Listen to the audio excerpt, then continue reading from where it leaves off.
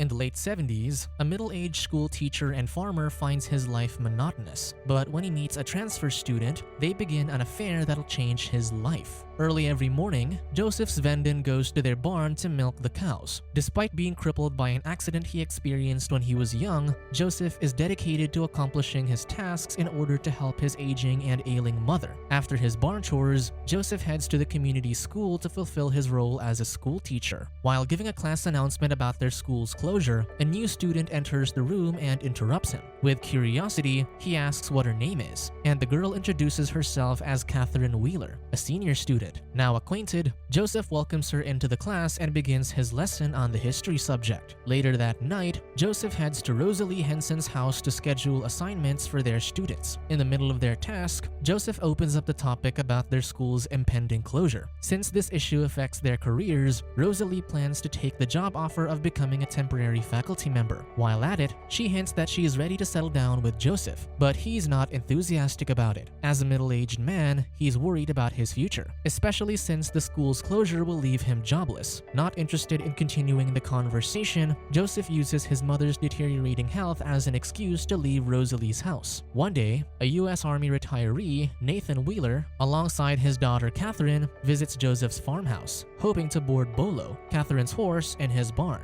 Nathan offers to pay him $175 monthly, and Robert gladly accepts. Upon hearing Joseph's acceptance, Catherine excitedly fetches Bolo. As Catherine tends to Bolo, Nathan arranges a check for Joseph and thanks him for accepting his proposition. After their negotiation, he rushes his daughter since they need to leave, but Joseph offers to drive her home so she can spend more time with Bolo. Nathan feels grateful for Joseph's kind gesture but orders Catherine to behave before leaving. Shortly after, Joseph drives Catherine home, but while on their way, the two converse. Catherine asks Joseph about his plans for next year, but he simply replies that he doesn't know. With that, Catherine inquires him about the things he's good at, but the man appears baffled by her question. Therefore, Catherine clarifies that everyone has something they're good at and opines that Joseph is good at teaching and farming. However, Joseph doesn't share the same sentiment, proclaiming himself a mediocre teacher and the worst farmer. Despite dismissing his capabilities, Catherine still thinks that there's something he's good at, leading her to tease him that she'll find it out herself. The next day after hunting for a game, Joseph comes home just in time to see his mother with Dr. Evans. He expresses his appreciation for the doctor for taking the initiative to fetch her mother's medicines from town. While Joseph busies himself by storing his hunt, Dr. Evans reveals that the Wheelers are the new owners of their town's pharmacy. When the doctor tries to introduce who the Wheelers are, Joseph interjects, telling him that he's met them already. Though surprised, Dr. Evans takes this opportunity to gossip about them, especially Catherine. He reveals that Catherine is a different girl. Her mother's an alcoholic and Nathan's on a mission to withdraw her from it. However, Joseph's not interested in their family affairs, so he changes the subject. After their chat, Joseph walks Dr. Evans to his car, and the two talk about his mother's condition. Dr. Evans sadly admits that Joseph's mother has a limited time, and the pain she is experiencing will worsen.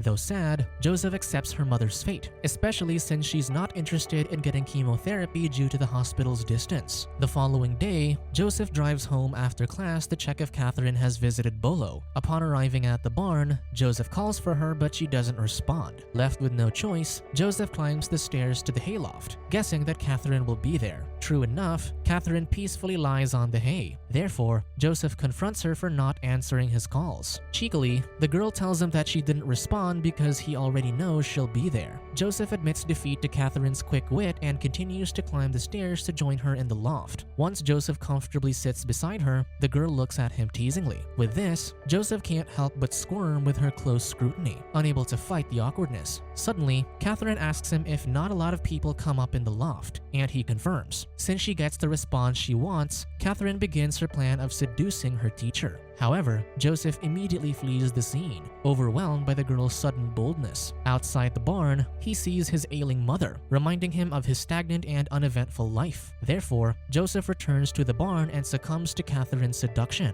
After a few days, the school's board members forbid Joseph from teaching in the new school out of town since he lacks the proper credentials, believing he hasn't even finished college. Though Joseph, alongside Rosalie, tries to make an appeal and provides a sound reason, the board members have made up their minds, and they reject him. Despite the rejection, Joseph aims his head high, knowing he served the institution well. During the night, the couple lay in Joseph's bed together, and Rosalie urges him to propose to her. Instead of complying with her wishes, Joseph tells her he wants to make her happy. Rosalie confirms that he does, but Joseph asks her if he makes her happier than her late ex-husband, Orrin. With a click of her tongue, Rosalie leaves, not in the mood to talk about her past. The next morning, Dr. Evans visits Joseph in his barn and invites him outside as he has something to give him. Once outside, Dr. Evans gives him his hunting rifle since he's too old to hunt. In gratefulness, Joseph hugs the man and excitedly gets in his car to drive into the forest. Later that evening, Joseph plays the piano, catching his mother's attention. Upon seeing her, Joseph smiles and continues to play the tunes for her. While doing so, he checks on her, and she responds that she's not feeling well. Worried, Joseph asks her if she wants Dr. Evans to come over, but she refuses. Instead of worrying about her health, Joseph's mother opens the topic about Rosalie, telling him he must marry her. When Joseph displays apprehension, she continues to push him to marry Rosalie and advises him to sell what's left and farm Rosalie's place if he's worried about his source of income. During Joseph's class, the man waits for his students to finish their output when Catherine passes hers. Upon examining it, Joseph sees a note she left in her paper, asking to see him later. Shortly after, on their drive home, Joseph reprimands Catherine for her risky behavior of leaving a note on her output. Suddenly, realization kicks in when Catherine doesn't tell him why she wants to talk. Nervously, Joseph asks her if she's pregnant, but Catherine tells him no as she wears a contraceptive whenever they're intimate. In spite of that, Joseph's still worried, so he asks her if she wore a contraceptive the first time they made love. When Catherine confirms, Joseph asks her if she knew they'd make love that time. Mischievously, Catherine once again confirms and teases him that she has a premonition of it. Not wanting to dwell on the topic, Joseph resumes interrogating her about why she summoned him. Immediately, Catherine's mood shifts, and she admits she is pregnant. This is the last straw for Joseph. Therefore, he stops the car in the middle of the road and begins to walk. As Joseph continues walking, Catherine gets out of the car and asks him what they'll do to their unborn child. When he remains silent, Catherine reveals she is just joking and can't stop herself from giggling. Once Joseph turns around, Catherine orders him to come close, but he refuses. Because of that, Catherine has no choice but to take advantage of his weakness, and she begins to seduce him. True to that, her seduction breaks Joseph's walls, leading them to make love.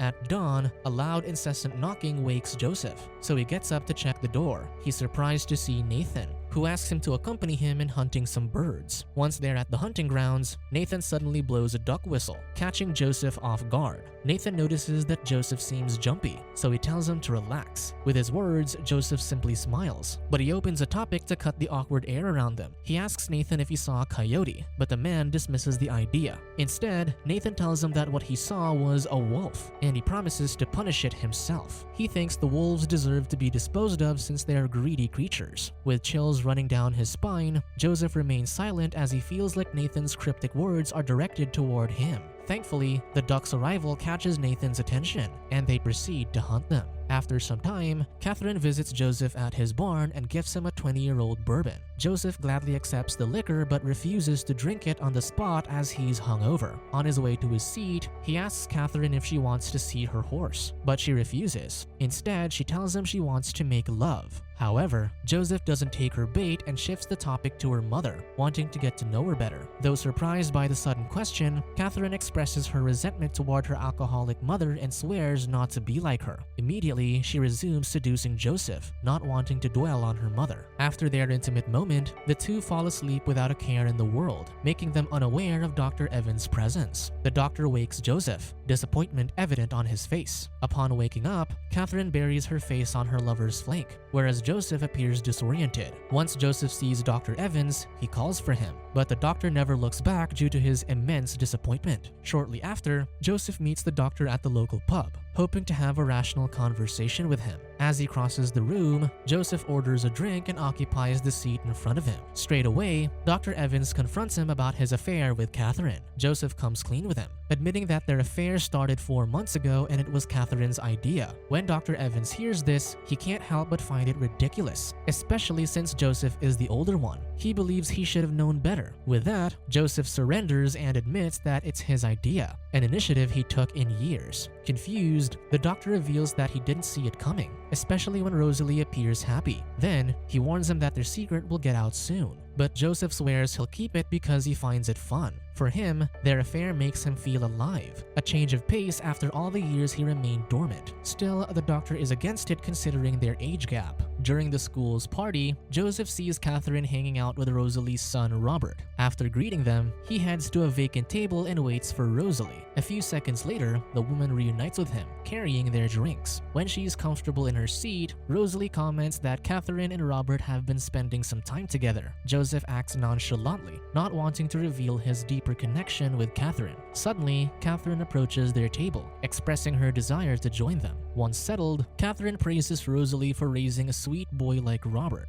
However, Catherine changes the mood by telling Rosalie that Robert's actually depressed and upset with his mother's relationship with Joseph. While she shares her thoughts, Catherine flirts with Joseph under the table. Unaffected, Joseph reprimands the girl for being nosy, making her regretful. Therefore, Catherine apologizes for her words and immediately leaves the table. Just after the party, Joseph drives Rosalie home, and the woman voices out that she likes Catherine, especially her spunk and how she makes Robert happy. Since Joseph remains silent, Rosalie invites him to her house to make love, but he refuses. Despite her pleas, Joseph remains firm in refusing, making the woman upset. With this, Rosalie leaves his car without saying goodbye. During the night, while Joseph guards his mother, he wakes up and notices she is weaker than before. Because of that, Joseph rushes to Rosalie's residence and asks for help as he thinks he has caught the flu. Still resenting him, Rosalie begrudgingly tells him he had the flu for months. To defend himself, Joseph reasons that maybe it's a change of life, especially the men of his age pass away without doing what they wanted. Upon hearing that, Rosalie asks him what he wants to do, so Joseph enumerates the things he's never done before. He mentions that he wants to spend some time in the ocean and make love with her in the daylight. Furthermore, he wants to travel around the country before they get old and feel like it's too late. Then he drops the most painful revelation. He's tired of Rosalie acting like a sad widow. When she hears this, Rosalie apologizes, especially for disappointing him. After Joseph bears all of his insecurities in their relationship, the two reconcile, leading them to a heated intimacy. The next few days, Joseph's mother passes away, and the whole community attends her burial. Once the ceremony ends, Rosalie busies herself by acknowledging the sympathy cards the guests have left for the bereaved family. However, one letter catches her attention, causing her to leave the house in haste. With heavy steps, Rosalie approaches Joseph, who's busy feeding the chickens. Tearful, she gives the letter to him, making him realize that she's discovered his infidelity. She expresses the pain she felt due to his affair, but Joseph reasons that she's better than Catherine as she's just some girl. With his words, Rosalie confronts him, but since Joseph's reasons are ridiculous, she hits and curses at him. In the process, she knocks Joseph down and uses this opportunity to leave him. Moments later, a wasted Joseph lies on the floor when Catherine pays him a visit. Though disoriented, Joseph sits up and quickly reveals to her that Rosalie has found out about their affair. Instead of consoling the wounded man, Catherine is happy Rosalie found out, since she plans on marrying him.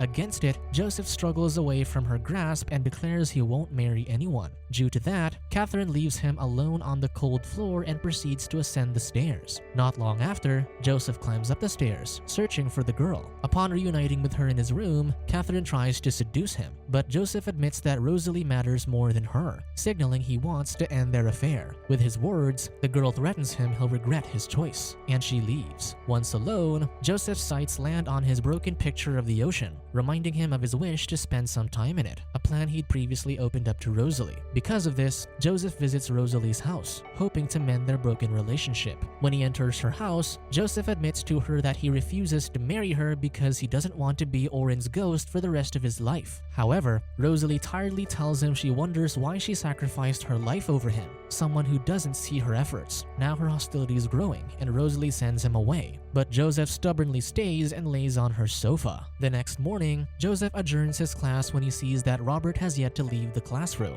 To remove the awkwardness, Joseph tries to make a small talk, but Robert's resentment towards him makes the boy remain silent. Still persistent in building a connection with him, Joseph offers to tell him anything he wants to know, so Robert inquires about his father, Oren. With a glint in his eyes, Joseph shares how he admires Oren as he is good at everything except fishing. After hearing this, Robert asks another question about why did Orrin participate in the war. Joseph simply responds that Orrin was bored with the things around their community. Upon learning all this, Robert approaches Joseph, warning him that Nathan's on a mission to punish him for touching his daughter. Thanks to his warning, Joseph prepares his hunting rifle and seeks refuge in his hayloft. While preparing, he spots a wolf near his barn, so he aims his rifle at it but withdraws instantly, wanting to just marvel at the creature. Suddenly, he hears a car approaching and discovers it's Nathan's. Once the man exits the car, Joseph catches his attention and asks if he's armed. When he denies it, Joseph eases up a bit but notices another person inside the car, so he asks Nathan who it is. He reveals that it's his wife, and they want to enter his house to talk. Inside the house, Joseph entertains his visitors and offers them a drink, the bourbon that Catherine gave him. After seeing it, Nathan tells him that he's been looking for the said alcohol in their house. Then, Nathan confronts Joseph about what Catherine had told them and asks him if he'll marry her. Joseph denies it, telling him she's out of his league. He further admits that it's his first time committing an affair and can't deny that he can't stop himself from it. Unexpectedly, Nathan shares his agreement and can't blame Joseph entirely since even he doesn't know what's going on inside his daughter's mind. Moreover, he believes Joseph is a decent and misused person rather than the perpetrator. Surprisingly, Beverly interjects in the conversation, expressing her anger toward Joseph for taking advantage of Catherine. Not wanting to create trouble, Nathan pacifies Beverly's anger, leading to an early end to their conversation. Once the couple's gone, Catherine comes to visit Joseph as well. This time, she asks him for clarification if he'll marry her, especially since she believes he loves her. However, Joseph refuses and explains they're incompatible, particularly because of their relationship's imbalance. For him, nothing fruitful will come out if she continues to pursue their forbidden relationship. When Catherine remains persistent, Joseph frankly tells her that she's just using him until she gets out of their town. Since his words are true, Catherine simply kisses him for the last time.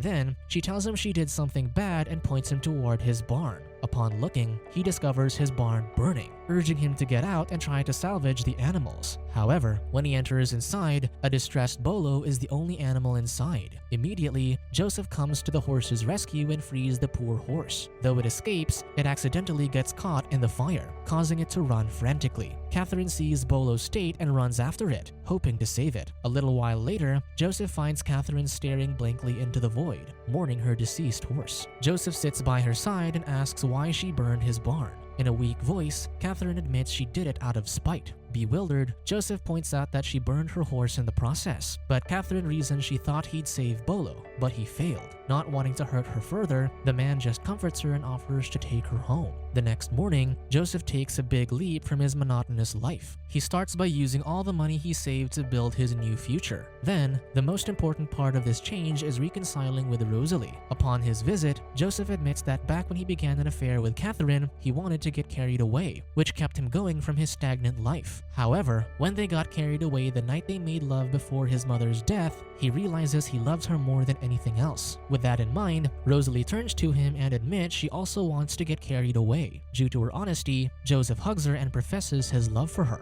After some time, the couple go to the beach, planning to live their lives wildly and freely moving forward. Subscribe to watch more videos like this, turn on notifications and leave a like to help the channel out. Thank you for watching.